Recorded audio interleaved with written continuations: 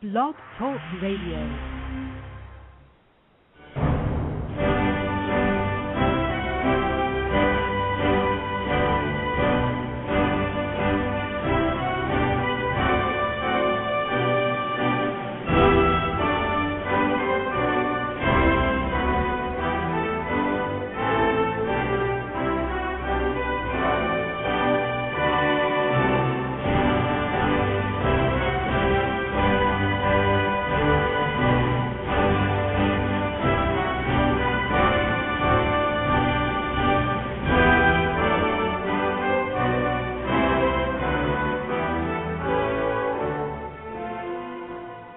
Boa noite, meus amigos. Estamos aqui de volta. Como sempre, começamos invocando a Santíssima Virgem Maria, o Santo Padre Pio de Pietrelcina, para que roguem a Deus que nenhuma injustiça se cometa nesse programa. Quero lembrar vocês que de 23 a 28 de maio eu vou proferir aqui em Colonial Heights, Virgínia, o curso Metafísica, a Estrutura do Ser, em 6 aulas. Informações e inscrições, professor Eduí Ferro, eduí com y.ferro@uol.com.br ou pelos telefones 041 3527-0987 ou 041 9974-4443. Desta vez, os que vierem terão a opção de hospedar-se na casa da professora Margarita Noyes em vez de ir num hotel, o que, portanto, vai sair muito mais em conta. Dentro de alguns dias eu colocarei no meu site as instruções para isso. Muito bem, aqui o Tiago Cadedo me escreve dizendo assim: o ódio aos cristãos já é uma realidade preocupante. O simples fato de se expor como a atuação benéfica, algo como a atuação benéfica da Igreja Católica em Uganda, já é motivo suficiente para que você seja ridicularizado e obrigado a ver coisas como queimem o Papa. Um belo exemplo disso pode ser encontrado na postagem que abordei o assunto no Facebook. Ele falou disso aí, que é uma realidade patente. Uganda é o único país do mundo que venceu a AIDS, graças à campanha do governo em favor das relações monogâmicas, para que as pessoas parem de trocar de parceiro a cada 5 minutos. E isso, evidentemente, é a única coisa que funciona, porque camisinha, em primeiro lugar, estoura. Segundo, ela em si mesmo não estourando não é uma garantia total. A camisinha é um mito, uma lenda inventada pelo pessoal da Organização Mundial da Saúde para enganar as pessoas. E o fato de você expor isso aqui, dizer uma coisa óbvia: olha, Uganda venceu a AIDS, lá a AIDS não é mais problema. É o único país do mundo onde a AIDS não é problema. Você diz isso, as pessoas ficam com ódio, mas é uma coisa assim absolutamente irracional. Então, ela existe assim mesmo. Isso aí é como ódio anti-americano. As pessoas odeiam os Estados Unidos, dizem que os Estados Unidos é o maior perigo para a humanidade. Por quê? Porque em todas as intervenções militares dos Estados Unidos no mundo, em todas as ações violentas que os Estados Unidos fizeram, e aí na página do professor R.J. Rummel vocês encontram os dados. De 1900 até 1987, o total de vítimas da violência americana no mundo foi 1.613.000. Né? Num período bem menor, que é de 1917 a 1987, a União Soviética matou 61 milhões de pessoas, né? E a China, de 1949 a 1987, matou 72 milhões. De modo que, se você for fazer a escala, né, entre os inimigos mais perigosos da espécie humana, então, em primeiríssimo lugar vem a China, em segundo lugar vem a Rússia, e em 100º lugar vem os Estados Unidos. Agora, você só ouve falar, vamos dizer, da periculosidade americana, da agressividade americana, que é uma coisa tão desproporcional, tão psicótica, e é evidente que nós não estamos discutindo com pessoas sérias, com pessoas que merecem atenção. A gente vem com a história: a agressividade americana, sabe qual é a resposta? Vai tomar no cu, vai chupar o piroca. Se preferir, você tem 2 opções. Primeiro, dar o cu. Segundo, chupar uma piroca. É a melhor coisa que você pode fazer. Para isso você tem capacidade. Esperamos que tenha, pelo menos. Aliás, vocês têm que ler essa crônica que o Reinaldo Azevedo fez sobre o Tarso Genro, ex-ministro Tarso Genro. Ele é ministro de novo ou não? Acho que não, né? Espero que não. Que era o ministro da Injustiça. Ele foi ministro da Injustiça, salvo engano, E ele publicou um livro de poema em que ele fala assim, né? Fala para a amada: quanto sêmen derramei em vão. Né? Quer dizer, ele se trancava no banheiro, ficava tocando punheta e achar que isso é um negócio tremendamente romântico, tremendamente poético, e fez lá. Né? E o Reinaldo então disse uma coisa maravilhosa: falou, olha, isso é que é um poeta de mão cheia. Foi a linha mais maravilhosa que eu li no jornalismo brasileiro nos últimos 20 anos. Realmente é um poeta de mão cheia. Né?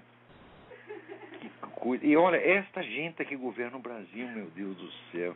O cara publica um livro, Memórias de um Punheteiro, né? E quer que a gente o respeite, quer que a gente o leve a sério. E o outro, não tinha outro ministro do governo. O Ministério Lula está cheio de punheteiro. E tem aquele que foi governador do Rio Grande.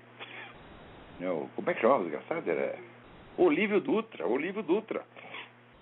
Que ele disse que ele fazia campeonato de punheta com seus amigos, para ver quem esporrava mais longe. E que ele era o campeão. Só tem um detalhe, gente. Né?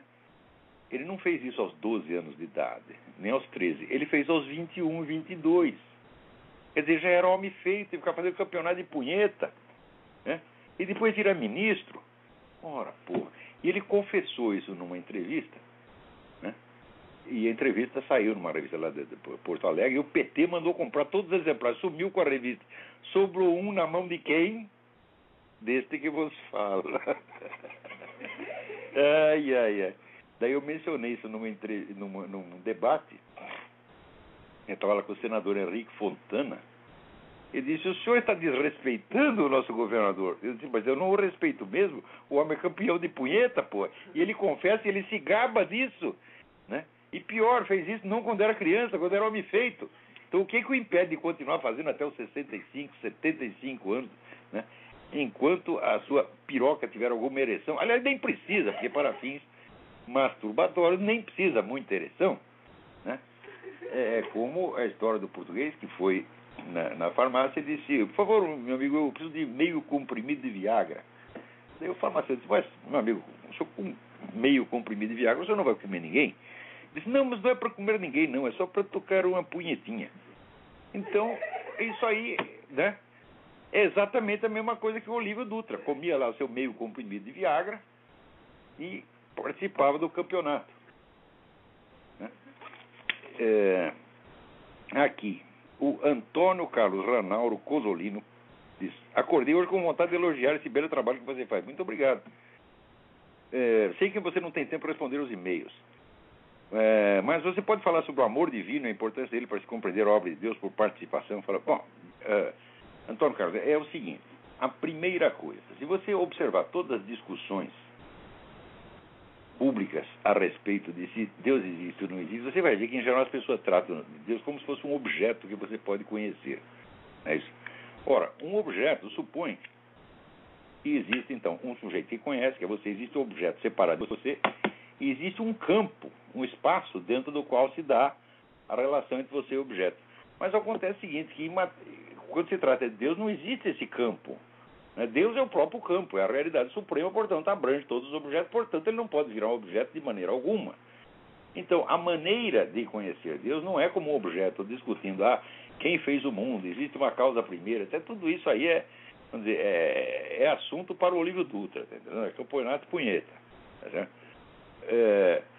O verdadeiro modo de conhecer a Deus é você se abrir para o amor divino e ver o que acontece. Você vai conhecer Deus não como um objeto, mas como uma pessoa que age.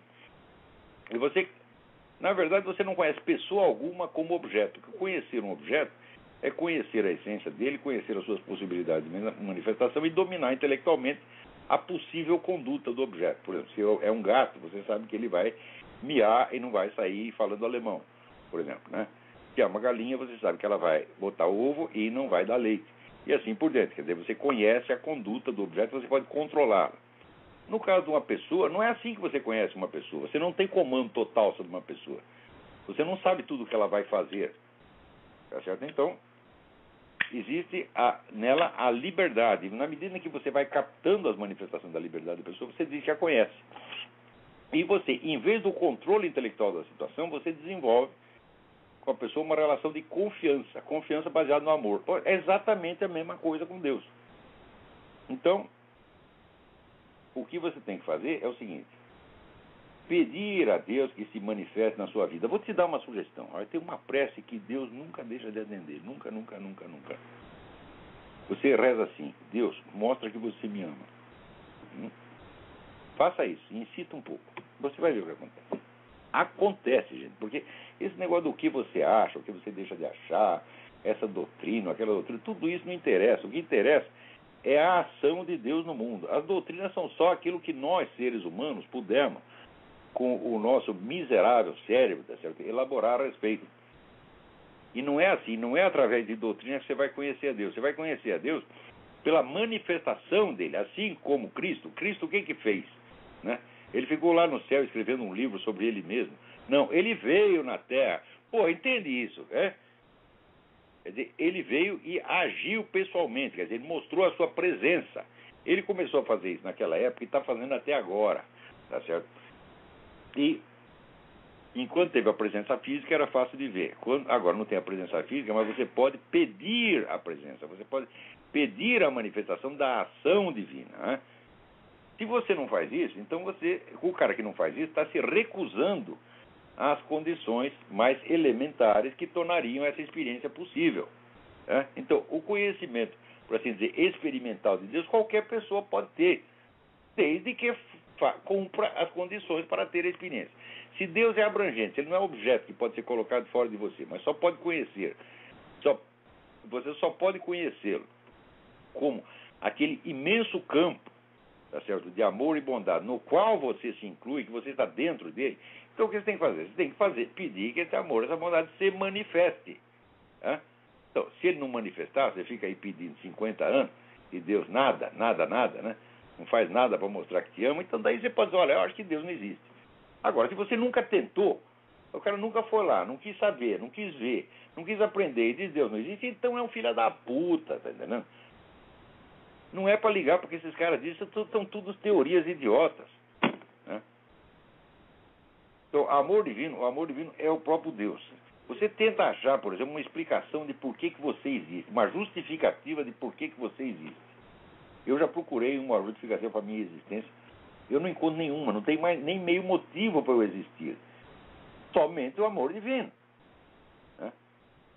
Mas faça essa experiência que eu te disse. Pede para ele insistentemente: Deus, mostra para mim que você me ama. Isso aí, olha, Deus tem coração mole, meu filho. Deus não resiste a uma coisa dessa. Se você pedir, ele vai mostrar. Agora, se você nunca pedir... Né? Então isso aí é como você querer ganhar na loteria sem nunca apostar. Agora aqui, o André Solion me manda uma pergunta muito interessante. Você já ouviu falar do livro Seja Feita a Vossa Vontade, autores Gerald Colby e Charlotte Dennett, sobre Nelson Rockefeller? Eu não só ouvi falar, como eu li esse livro quando estava no Brasil. Os autores afirmam que Nelson Rockefeller se uniu a Cameron Townsend, líder protestante visionário, para combater o comunismo crescente na América Latina e evangelizar as populações indígenas, e que havia influência da CIA. Olha, esse livro me parece até... Eu acho até que foi pago pelo próprio Rockefeller, para inverter toda a história. Porque é o seguinte, essa turma protestante com que o Nelson Rockefeller lidou e que ele mandou para a América Latina, era tudo pessoal do Conselho Mundial das Igrejas, que é um órgão comunista, porra! Agora vem a história, não, ele estava aqui combatendo... O comunista é assim, ele faz as coisas e daí inverte e diz que foi o contrário. Olha, o Rockefeller nunca fez mal nenhum aos comunistas, meu Deus do céu. Na comissão Rees, que eu mencionei na semana passada, que já é dos anos 50, já se provava que fundações como Ford e Rockefeller estavam dando ampla ajuda não só aos países comunistas, mas às organizações comunistas dentro dos Estados Unidos. Agora, daí os camaradas publicam esse livro, que nos Estados Unidos não engana ninguém. Esse Colby e Dennett não enganaram ninguém nos Estados Unidos, porque todo mundo sabe qual é a do Rockefeller. Né? E vende esse livro. Aí no Brasil todo mundo acredita. Acha, olha aí, ele estava combatendo o comunismo na América Latina. O Rockefeller jamais combateu o comunismo, coisíssima nenhuma. Esse livro é inversão total. O que ele estava é botando esses pseudo-pastores protestantes para fundamentar depois aquela campanha de que a Amazônia pertence ao mundo e não ao Brasil. Ele estava trabalhando para o governo mundial. Né? E o governo mundial não tem absolutamente nada contra os comunistas. Ao contrário, dá dinheiro para eles. E por que dá dinheiro? É muito simples. Esse pessoal todo sabe que um regime comunista jamais existirá. Nunca. Vai ter regime com rótulo de comunista.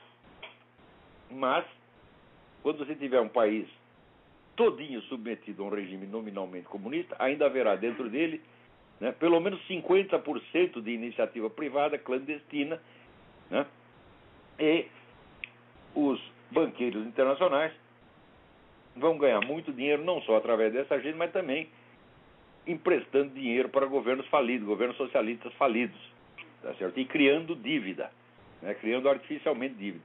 Então, esses pessoal dos grandes bancos internacionais adora comunismo, meu Deus do céu, né? O comunismo para eles não faz mal algum. Comunista, meu filho, é que nem praga de urubu, cai no próprio cu. Onde você faz o regime comunista, quais são os primeiros que morrem? Os comunistas mesmo. E foi assim na Rússia, foi assim na China, foi assim em Cuba, foi assim na Hungria, foi assim na Alemanha Oriental, foi assim em tudo quanto é lugar, né? Vietnã, Camboja, tudo. Então, comunista é aquele sujeito que tem a piroca retroativa, que retroage e vai para a própria bunda dele, tá entendendo? Sempre foi assim. Na verdade, quando a gente combate a ideia comunista, mas digo, mas olha, a vida dos comunistas depende dos anticomunistas, meu Deus do céu, porque quando o comunista vence, no instante seguinte ele está morto. Agora, se a gente impede o cara de vencer e manda ele para casa, ele tem alguma chance de sobreviver. Sempre foi assim. Agora, procura esse negócio da comissão REESE, R-E-E-S-E, e lá você vai ver, não a opinião de 2 repórteres, mas o que foi a conclusão oficial da comissão de inquérito da Câmara dos Representantes dos Estados Unidos a respeito da ação dessas grandes fundações. Você, veja, por exemplo, você entra na USP, você vai lá o seu vestibular para a USP, daí no dia que você passa, no dia que você vai fazer a inscrição, já está o cara da Fundação Rockefeller, já está o cara da Fundação Ford te oferecendo dinheiro, se você fizer trabalhos universitários que fortaleçam os programas deles.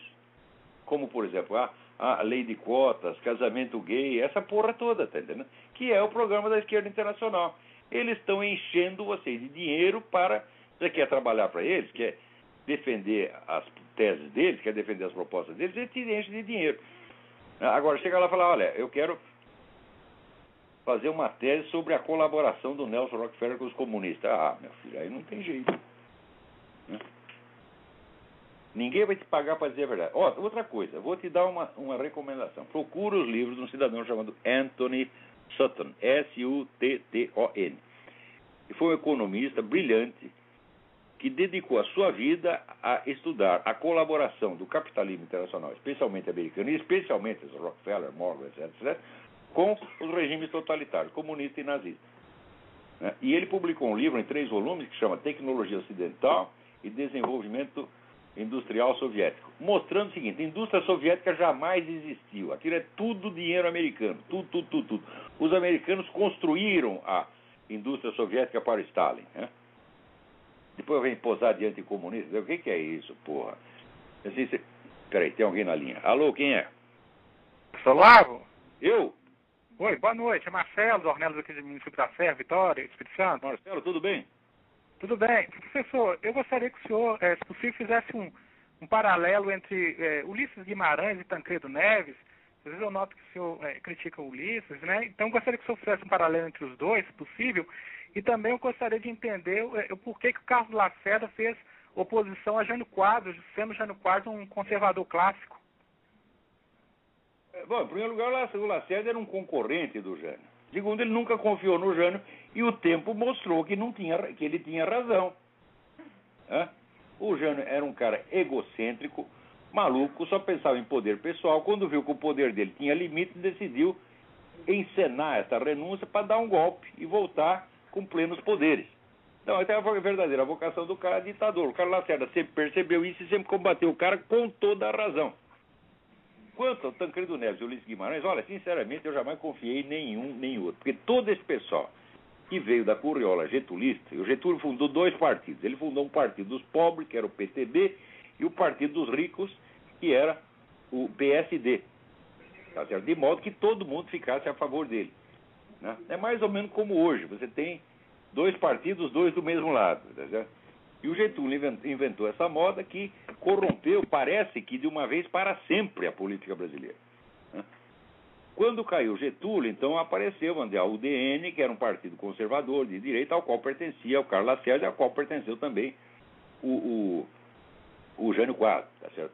E durante um breve período houve, então, um partido conservador no Brasil, que parecia ser uma alternativa a isso. E que, note bem, a tônica da UDN era essencialmente o combate à corrupção.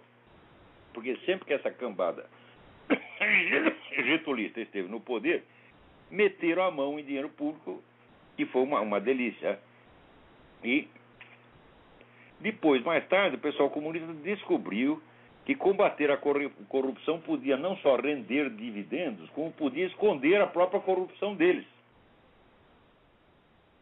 Você vê que na década de 90, qual foi o partido que mais combateu a corrupção? Foi o PT. Qual foi o partido que mais roubou? O próprio PT. Nunca na vida brasileira houve um fenômeno de roubalheira como o mensalão. Era roubalheira oficializado. E também, olha, na história do mundo, se você perguntar assim, houve algum governo no mundo que comprou o parlamento inteiro? Nunca. Só no Brasil. E isto feito pelos caras que mais combatiam a corrupção. Você vê aqueles discursos que o Zé Dirceu, Genuíno, Mercadante faziam nas CPIs, né? Que eles diziam, não, a empresa tal criou um Estado dentro do Estado. Claro, quem está criando Estado dentro do Estado era o PT mesmo. O que é o mensalão se ele é um Estado dentro do Estado? Então eles usavam, vamos dizer, a mesma retórica que se aplicaria a eles, vamos dizer, literalmente e milimetricamente, eles usavam como figura de linguagem para, vamos dizer, acusar o próximo. Exatamente como Rússia e China fazem com os Estados Unidos. Né? A Rússia vai lá, mata 61 milhões de pessoas e diz que o maior flagelo da humanidade é os Estados Unidos. Mas que filha da puta, meu Deus do céu. Quem é que pode levar essas pessoas a sério por um minuto que seja? Agora acontece o seguinte, eles sabem que eles estão mentindo, eles sabem que a força da realidade está contra eles, e por isso mesmo é que eles ficam tão inflamados e tão entusiasmados. Como a realidade está contra, então você tem que criar uma segunda realidade por meio de palavras, de jogo de retórica, de propaganda, de ênfase, né, de histrionismo, se mostrar muito ofendido, muito magoado, muito injustiçado, muito indignado. Quer dizer, toda a encenação, todo o aparato, todo o maquinário emocional é usado para quê? Para substituir a realidade, meu Deus do céu. Porque se você for ver, não quem tem o melhor jogo de cena, mas quem está com a realidade na mão, então você vê quem matou mais, quem matou menos, porra. Né? Então, agora, quanto ao doutor Ulisses, ele é autor desta merda, dessa Constituição de 1988. Ele não, porque até o Nelson Jobim meteu a mão e botou lá 2 artigos que não foram sequer votados. Isso também é outro fato inédito na história do mundo. Quer dizer, tem 2 artigos na Constituição que ninguém viu. O sujeito, na calada da noite, foi lá, rabiscou e meteu lá dentro, não avisou ninguém. Quando as pessoas perceberam, já tinha passado anos. Né? Você está vendo por que eu digo que o Obama é um político brasileiro? O Obama foi aí, vocês deviam segurar ele aí, porque ele é, mas sem dúvida, o Obama é brasileiro. O pessoal diz que ele nasceu no Havaí, nasceu no Quênia, falam, não, meu filho, ele nasceu no Rio de Janeiro, na Bahia, no Mato Grosso, em algum lugar aí. Não é possível o cara ter tanto talento para vigarice. Nunca houve um americano assim. Olha aqui, gente, os caras fizeram uma auditoria do estímulos, né? O Obama distribui. Estímulo significa o seguinte, você vai distribuir dinheiro para empresa falida e banco falido. Quer dizer, você vai premiar a má administração. Você tira dinheiro de quem está trabalhando, tira dinheiro do contribuinte para alimentar vagabundo mesmo. Quer dizer, as empresas provaram que não tem competência nem idoneidade para funcionar. O Obama vai lá e salva as desgraçadas com o dinheiro dos outros. Bom, então distribuiu o dinheiro a rodo. Quando foram ver, falaram, bom, vamos ver quem recebeu a grana. Gente, estava faltando $1 trilhão. Não é 1 bilhão, é 1 trilhão. E ninguém sabe para quem foi dado o dinheiro. Né? Daí, o cara na comissão lá parlamentar espreme lá a mulher que teoricamente é a investigadora, que deveria, né, a auditora que está lá fiscalizando o negócio. E ela diz, eu não sei. Ninguém me falou disso. Quer dizer, aprenderam com o Lula, eu não sabia de nada, ninguém sabe de porra nenhuma, $1 trilhão sumiu. Puta vida. Olha, isso só pode acontecer aqui durante o governo Obama. O Obama é como o Lula. O Lula disse, eu inaugurei um novo estilo de fazer política. Sim, você inaugurou um mensalão, porra. E aqui o Obama também inaugurou um novo estilo de fazer política. Chama-se meter a mão. Olha aqui.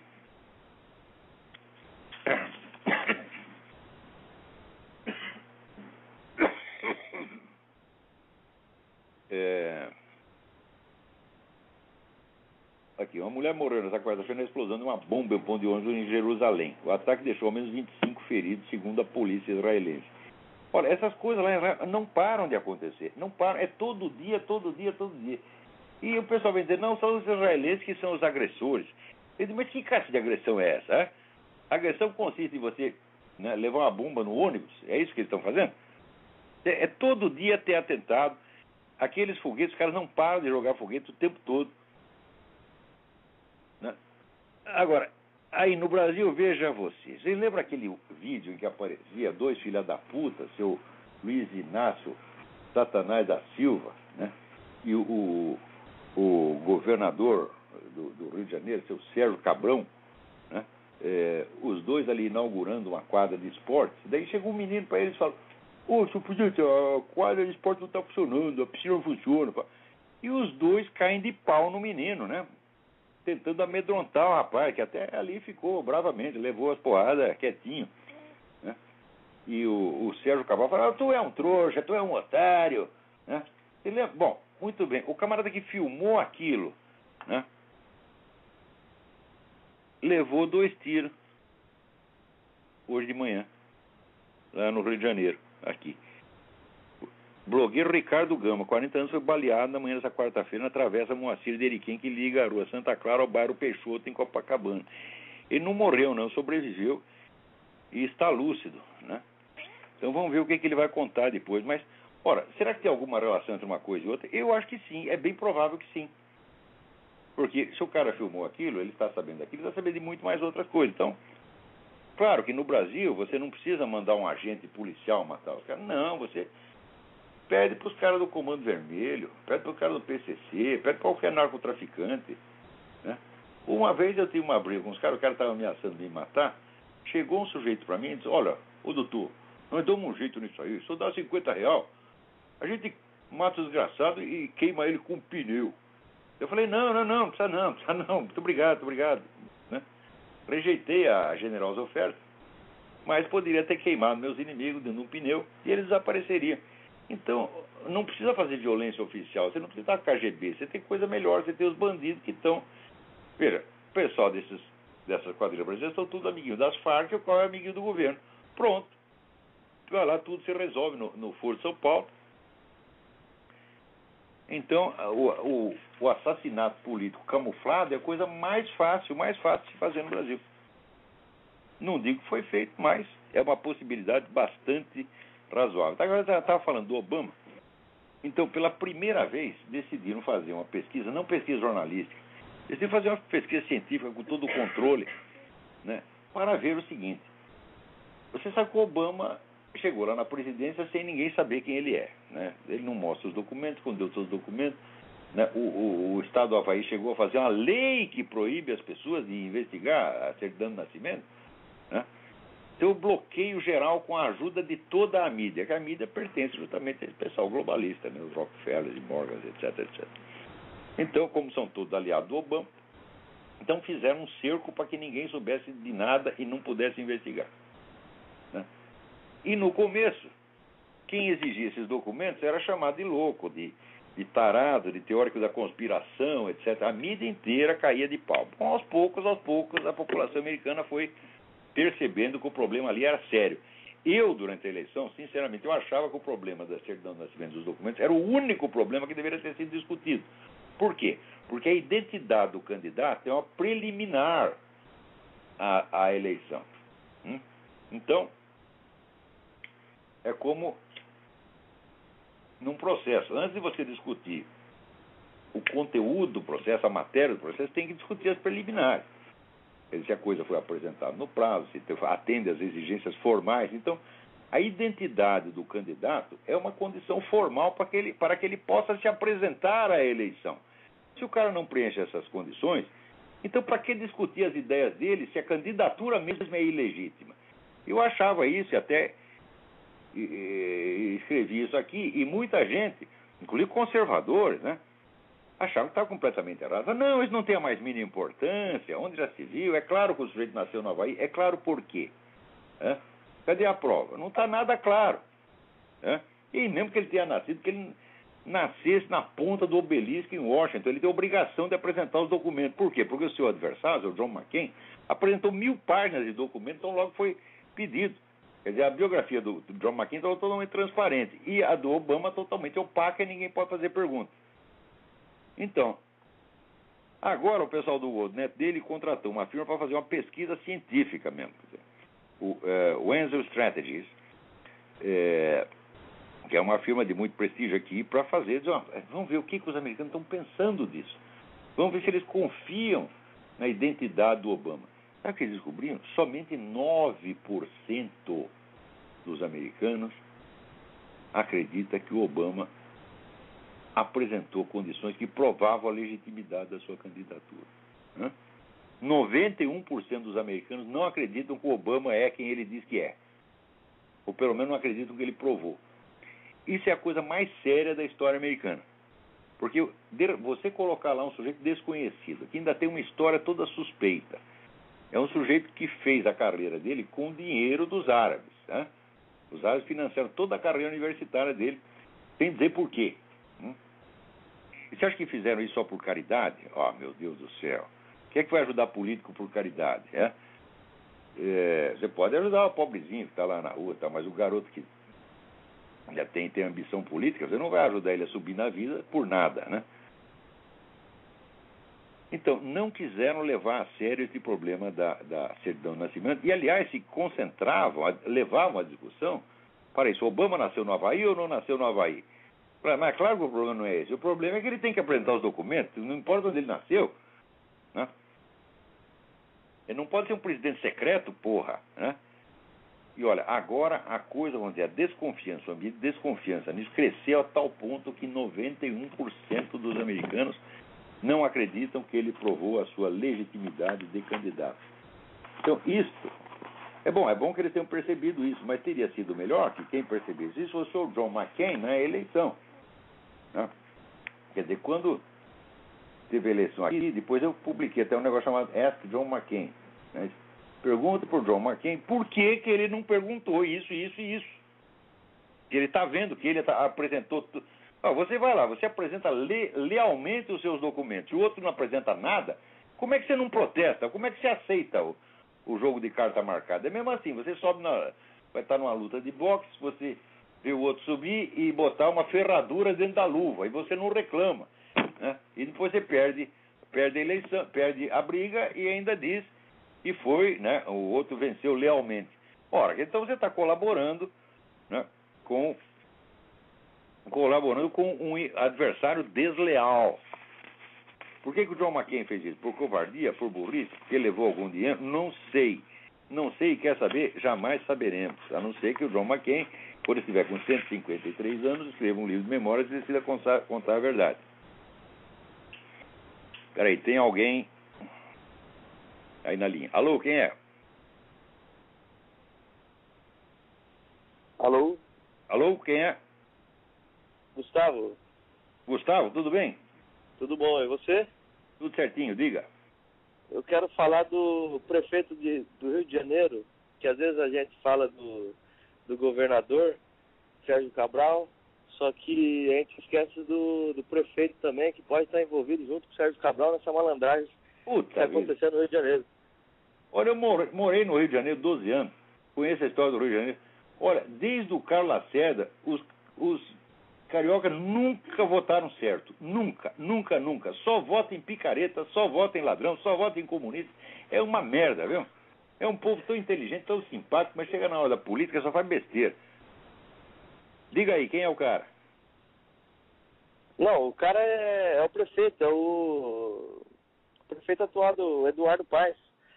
Eduardo Paes. Acho que às vezes, eu acho que é aliado do Sérgio Cabral e que fez essa palhaçada com o blogueiro que você estava comentando agora, que levou 2 tiros no rosto e uma no tórax.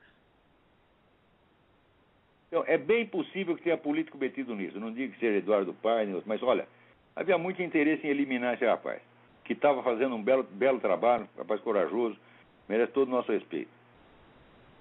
Agora, não tem como a gente querer falar do Rio de Janeiro se o governador pode estar metido nisso. Imagina um deputado estadual ou federal. Como que a gente vai ter uma solução para o estado do Rio de Janeiro? Você vê alguma solução, Olavo? Eu acho que não tem mais. Não é que não tem solução para o Rio de Janeiro, não tem solução para o Brasil. O Brasil escolheu o seu caminho, né? E o caminho é para baixo. Né? Então, eu concordo com você. Na verdade, estou morando no Canadá, eu vejo uma diferença estrangeiro, mas logo isso vai acabar. Aliás, falando nisso aqui, o Marco Seifert me manda uma entrevista excelente do professor Reinaldo Gonçalves, um economista, especialista em economia internacional, e desmonta toda essa conversa mole petista. O Brasil está crescendo tanto. Ele mostra o seguinte: o crescimento do Brasil foi menor do que o crescimento médio do mundo. O Brasil cresceu 4%, o mundo cresce 4,4%. Quer dizer, já ficou na rabeira. E assim por diante, né? Então, olha, a entrevista saiu no Correio Brasiliense do domingo, dia 20 de março. Reinaldo Gonçalves. Não deixem de ler, isso é muito interessante. Eu não posso reproduzir aqui porque a coisa é muito comprida. Mas não deixem de ler. Muito esclarecedor. Peraí, tem mais alguém na linha. Alô, quem é? Tudo bem? Alô? Oi, professor. É Carlos do Rio, tudo bem? Carlos, tudo bem? Tudo bem. Professor, não sei se o senhor lembra, eu liguei para o senhor ainda antes da ocupação do Alemão e falei que seria feito um acordo para a fuga dos principais chefes e eles nunca foram presos. Foi feito mesmo, né? E isso não ocorreu. Até mandei um e-mail avisando. E o que acontece? Eles fugiram. O Ricardo Gama, hoje, existe 2 grandes perguntas no Rio de Janeiro. A primeira pergunta é: onde eles foram parar? Como eles conseguiram fugir do cerco? E a segunda grande pergunta é: como parte da Polícia Civil do Rio de Janeiro retirou as armas dali e vendeu para uma outra comunidade, que era a comunidade da Rocinha? Que maravilha! Então, que maravilha. através desse escândalo que saiu na mídia, tem 2... Apreende e vende de novo, às vezes pro mesmo cara. Aí, o que aconteceu? Do vice da Polícia Civil para baixo, caiu todo mundo, ficando somente o secretário, né? E o Ricardo Gama começava a pesquisar esse grande acordo. Atrás desse grande acordo existe 2 ONGs no Rio de Janeiro que estão batendo, e o senhor pode monitorar, vai reaparecer um grande projeto de lei que é aumentar a quantidade que hoje dá o flagrante do tráfico. Então você tem uma quantidade... ONGs? Você tem o nome? Pô, professor, eu quero ficar vivo, mas dá para o senhor pesquisar, entendeu? Na verdade, uma delas intermediou essa situação lá no cerco, entendeu? Claro que... Eu sei qual é. O senhor vai pesquisar aí, o senhor vai levantar, eu estou passando só coisa. Então, esse projeto de lei, ele tem que ser aprovado, o pessoal da Nova Ordem está louco, de qualquer maneira, porque ele legaliza que se ande com uma quantidade maior, seja de maconha, seja de cocaína, e aí você tem uma pulverização do tráfico sem poder prender as pessoas. O PT já apresentou esse projeto 2 vezes na Câmara Federal e ele vai ser disfarçado agora. Atrás disso aí, atrás dessas 2 informações, está a tentativa de assassinato do Ricardo Gama. Meu Deus do céu! Entendeu? Nós estamos falando de milhões de dólares, nós estamos falando de uma cidade turística, nós estamos falando de dinheiro de uma grande empresa chamada FARC. O que descobrirem por aí, me mandem que eu divulgo aqui no programa. Não dou o nome do remetente.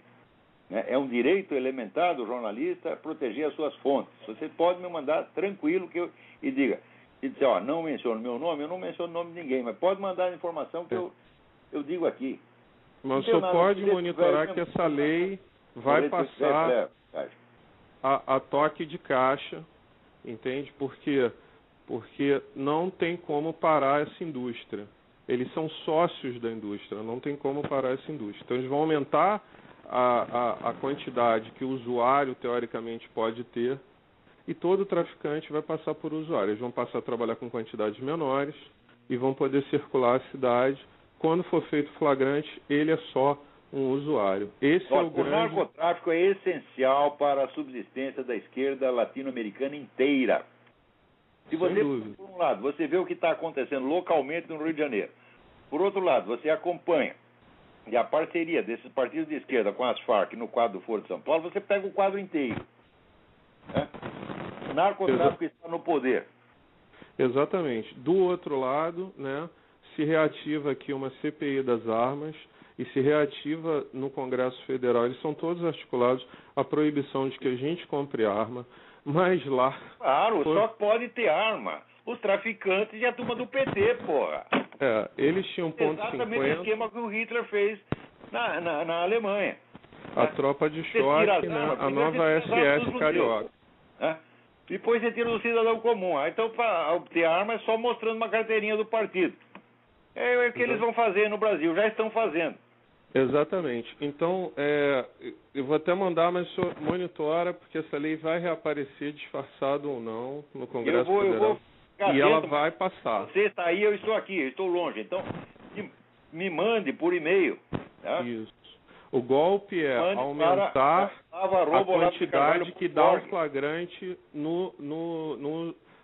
que diferencia. Porque o que diferencia o usuário para o traficante é uma quantidade. Quando ele quando ele é preso, vai para o instituto, o que foi preso, é feito um relatório técnico e aquilo faz a diferença. O golpe está aí a ponta, está revelado. Esse foi o problema do alemão, a pancada no Ricardo. Fica com Deus, professor. Grande abraço. Você também, muito obrigado por essa informação, mas me mantenha informado. Não, ok. Não para por aí não. Vai me mandando material que a gente fala aqui, não cita nome nem nada. Então, olha só que cada coisa impressionante. Putz, vida. Quer dizer, olha, o pessoal fala o buraco é mais embaixo. Fala, olha, não tem embaixo, não tem, né, o fundo, não tem fundo essa porra. Pode cair indefinidamente. E todo mundo, quanto mais cai, né, mais tenta dar a impressão de que está tudo normal e não está acontecendo nada. Por quê? Porque se você for dizer o que está acontecendo, você chora, né? Então é melhor não falar dessas coisas, né? Vamos conversar de futebol, de mulher, do carnaval. É exatamente o que está fazendo. É essa turma toda das Forças Armadas, que diz que são os grandes garantidores da segurança nacional, estão tudo só pensando em aposentadoria. Tirando aquela meia dúzia de pessoas honradas, entre os quais a turma do Jornal em Confidência, Coronel Migues e outros, que eu tenho muita honra de que sejam meus amigos, o resto é tudo um bando de boiola, viu? Alô, tem mais alguém aí na linha? Quem é? Alô? Sumiu. Tem mais outro, vamos lá.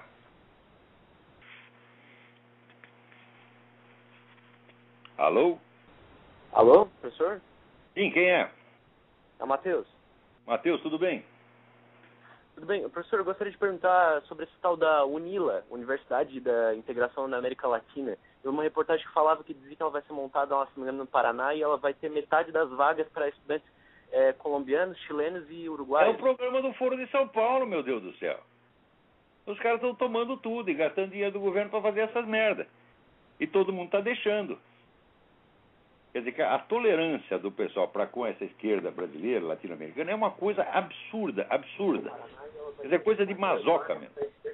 Eu chego à conclusão que as pessoas querem morrer. Elas estão querendo morrer e pedindo para essa turma cubana, do pessoal das Farc, tudo para matar eles. Agora, esse masoquismo não é monopólio de brasileiro. Você veja que o Obama foi no Chile e pediu desculpas pelo que nós fizemos com Allende. Os americanos não fizeram merda nenhuma com Allende, porra. Quer dizer, num negócio onde você tem a mobilização das forças... Veja, quem estava contra o Allende? O parlamento inteiro, a Suprema Corte, mandaram o exército desalojar o cara lá. Para que precisa o americano no meio? Não dá nada, quer dizer, é como no Brasil. Né? No Brasil disseram, não, tem aquela famosa tese, os americanos é que deram o golpe, prepararam o golpe, etc. Daí apresentaram a prova. A prova era uma conversa entre o embaixador Lincoln Gordon e o presidente Johnson, e o Lincoln Gordon lhe dizia para o Johnson, presidente, os caras botaram as tropas na rua, o que nós fazemos? Quer dizer, dentro do fato consumado, ele estava perguntando para o presidente o que fazer. E isso, segundo os espertinhos, era a prova de que os americanos tinham preparado o golpe. Mas tinham preparado. Como é que o cara podia estar assustado? De, presidente, os caras meteram... Estão fazendo alguma coisa? Eles botaram as tropas na rua? Quer dizer, eles usam a prova em sentido contrário. Quer dizer, a prova de que os americanos estavam tentando acompanhar o que acontecia. Né? Mas aquela comunicação prova exatamente que não tinham nada a ver com a história. Então, no Chile é a mesma coisa. Então, tem um historiador inglês que estava lá, que viu tudo e escreveu o livro, A Tale of Two Chileans, um conto de dois chilenos. Procura esse livro, está tudo explicadinho lá. Agora, chega aqui, o Obama vai lá cuspir na cara do próprio país. Né? Vai lá elogiar, vai lá louvar um sujeito comunista, anti-americano, e vai falar mal do seu próprio país, acusando de algo que o país não fez. É um negócio incrível, né? Agora, outra coisa. Anos atrás, eu conheci um cidadão em São Paulo que promovia, né, fazia um maior bafafá em torno do filósofo catalão Raimundo Lúlio. Né? E até um dia eu estava conversando com ele falando maravilhas do Lúlio, dizendo que o Lúlio era muito mal que São Tomás de Aquino. Daí começou a falar mal de São Tomás de Aquino, disse que São Tomás de Aquino era misógino. Eu, para não discutir muito, eu mandei tomar no cu. Essa foi, né, a coisa mais apropriada que me pareceu no momento. E essa maneira de Raimundo Lúlio é um filósofo interessante até certo ponto, tá certo? Mas era um sujeito evidentemente maluco, já que ele acreditava que por um jogo de combinações meramente formais de conceitos você poderia alcançar todo o conhecimento humano. Bom, se era possível fazer, por que ele não fez? Né? Então, a proposta é muito bonita, mas é absolutamente irrealizável. Mas, agora eu começo a entender por que havia lá um sujeito no Brasil, tanto promovendo Raimundo Lúlio. Olha aqui, vai ter aqui em Palma de Mallorca, Espanha, um congresso internacional, né, de interculturalidade, né? E qual é a teoria na qual se baseia para o negócio da interculturalidade? É aí o Raimundo Lúlio. Então está aí, Raimundo Lúlio está trabalhando para a nova ordem global. Então eu entendo por que foi possível, né? Veja, o Raimundo Lúlio é o único filósofo do mundo que tem um instituto inteiro montado para promovê-lo no Brasil. Você não tem o Instituto Mário Ferreira dos Santos, você não tem o Instituto Vicente Ferreira da Silva, você não tem o Instituto Miguel Reais, para falar do brasileiro, você não tem o Instituto Aristóteles, você não tem o Instituto Platão, mas tem um instituto, não tem nem o Instituto Karl Marx, gente, mas tem o Instituto Raimundo Lúlio. Por quê? Porque o homem serve para a nova ordem mundial. Olha, vivendo e aprendendo. No Brasil, tudo que parece vida cultural, você vai ver, no fim, é só sacanagem, só sacanagem. Agora, para não dizer que o negócio está tudo ruim, aqui tem uns ativistas ateístas que queriam tirar a palavra Deus do Pledge of Allegiance. Pledge of Allegiance é preito de lealdade, né? Que as crianças repetem na escola, os milicos no quartel, né? Pledge Allegiance to the flag of the United States, blá, blá. Toda criança sabe isso. Então está lá no meio, tá A Nation Under God, né? E ele queria tirar o Under God, né? Provavelmente queria botar underdog, né? E foi lá, argumentou o negócio do Estado leigo, chegou na Suprema Corte e o cara se fudeu todo. Por quê? A Suprema Corte diz, olha, o simples fato de você colocar a palavra under God não quer dizer que você está estabelecendo uma religião. Né? Especialmente você não está estabelecendo uma religião em particular. Então a queixa não funciona. Então o cara se ferrou e ele botou um aviso na internet de que ele não vai recorrer por razões que é melhor não divulgar. Vai saber que razões são essas. Né? Então essa briga aí pelo menos terminou. O Pledge of Allegiance vai continuar do jeito que está. Né? Agora aqui, Fernando Henrique Cardoso diz, os Estados Unidos não tem mais como impor nada para o mundo. Olha, eu acho que você tem razão, Fernando Henrique, porque com este bosta na presidência, o que vai dar para fazer? Você vê, o cara está lá intervindo, né, na Líbia, no Egito e tal, para derrubar governos que são inofensivos e botar governos hostis. O Mubarak era um aliado dos Estados Unidos. O outro lá, o Gaddafi, era um inimigo, mas era um inimigo inócuo, porque desde que o Ronald Reagan mandou jogar aquelas bombas lá, o Gaddafi ficou quietinho, parecia um poste, não falava nada.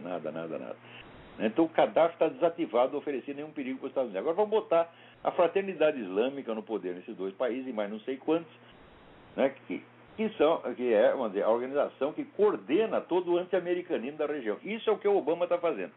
Está fazendo isso através de uma intervenção militar. Então veja você, o pessoal da esquerda fica puto da vida porque é uma intervenção militar. O pessoal da direita fica puto da vida porque essa intervenção militar vai ter resultados, obviamente, anti-americanos. Quer dizer, o que esse cara quer? Ele, evidentemente, está trabalhando para os inimigos e ainda, né, está fazendo isso de uma maneira tal que nem mesmo os amigos podem apoiá-lo. Então, não é de espantar que só 9% confiam no cara, né? Agora, aqui, olha o negócio do Reinaldo Azevedo aqui. Que maravilha isso aqui. Poeta de mão cheia. A volta de Tarso Genro, poeta de mão cheia. E também diz que, olha, Gabriel Chalita também escreveu poemas. Olha aqui. A vovó Cacilda parecia uma patinha. E a vovó Julica, elétrica e risonha, conversava com um lagarto. Mas o que é isso? Batatinha quando nasce, porra? Né? Como é que essas pessoas conseguem mostrar cara em público e até posar de intelectuais? Você vê, uma coisa não tem fundo mesmo, pode cair indefinidamente. Né? E olha aqui, o padre Luiz Carlos Lodi da Cruz, lá do Provida de Anápolis, botou um texto muito bom no site dele, chamado Disque Perseguição Religiosa. Né? Quer dizer, o Brasil não tem uma lei que tipifique como crime a oposição ao homossexualismo. Né? O PLC 122, que pretende foi desarquivado, mas não foi aprovado ainda. Mas antes mesmo de ser aprovado, já está, né? Já está em vigência, porque a Dilma criou um serviço de descargas para você denunciar perseguições anti-homossexuais. Puta, meu, que perseguição anti-homossexuais existe no Brasil? O Brasil é um país em que as vovozinhas assistem show de traveco às 3 horas da tarde junto com seus netinhos, porra. Não acontece nada para essa gente. Até as estatísticas que dizem, olha, morreram 120, né, homossexuais. E os 120 num país que morreram ao mesmo tempo 50 mil outros. O que é isso? Que palhaçada é essa? Agora, a perseguição religiosa existe sim. No Brasil está ficando cada vez mais séria. Quer dizer, a hostilidade, o ódio está ficando cada vez mais evidente. Então o padre aqui, numa coisa irônica, né, botou aqui o Disque Perseguição Religiosa. Né? Ai. Bom, então, gente, eu vou parar por aqui mesmo, porque aqui está chovendo, está vindo uma tempestade, e nós usamos uma conexão de satélite, uma merda de conexão, né? E quando tem tempestade, você tem que desligar tudo, né, e se esconder embaixo da cama. É exatamente o que nós todos vamos fazer. Até a semana que vem, muito obrigado.